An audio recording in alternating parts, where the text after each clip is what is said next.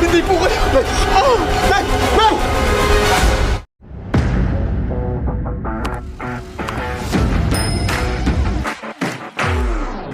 Tapos maagaw ni Santino ang baril mula kay Mando. Agad niya itong itinutok kay Tanggol. Ngunit sa mismong sandaling pinaputok niya ito, biglang humarang si Marites sa harapan ni Tanggol. Sa halip na si Tanggol, si Marites ang tinamaan ng bala. Si Marites sa mga braso ni Tanggol, hawak ang kanyang dibdib.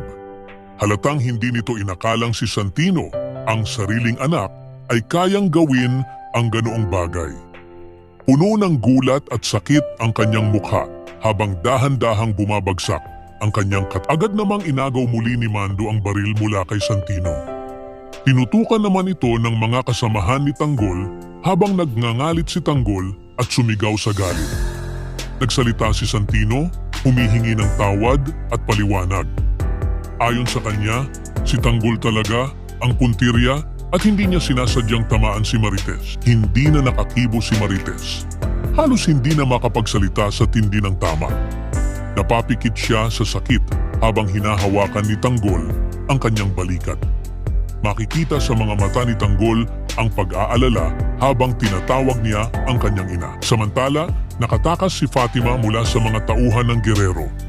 Agad siyang umuwi upang ibalita sa kanyang pamilya ang kanyang nasaksihan, ang mismong pagpatay ni Miguelito kay David.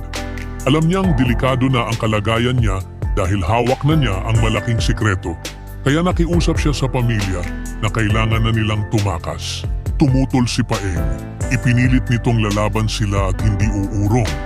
Sa kalagitnaan ng tensyon, dumating ang mga tauhan ni Miguelito at pinaulanan ng bala ang kanilang bahay.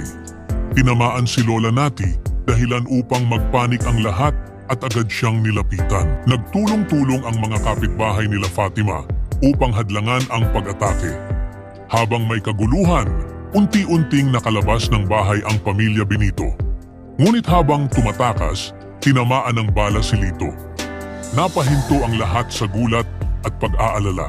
Sa gitna ng pagdadalamhati at galit, lalong tumitindi ang tensyon sa pagitan ng magkakalaban.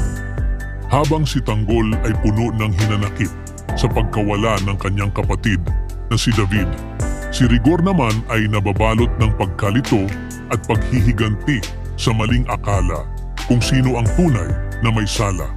Samantala, patuloy sa kanyang mapanirang plano si Miguelito na tila wala ng konsensya at gustong wakasan ang lahat ng sagabal sa kanyang landas.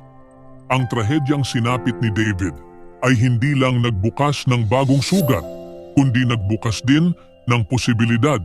Magkaisa kaya ang dating magkalaban upang wakasan ang mas malalim na kasamaan? O mas lalong malulugmok ang bawat isa sa pagkakawatak-watak? Ibahagi ang inyong saloobin sa comment section.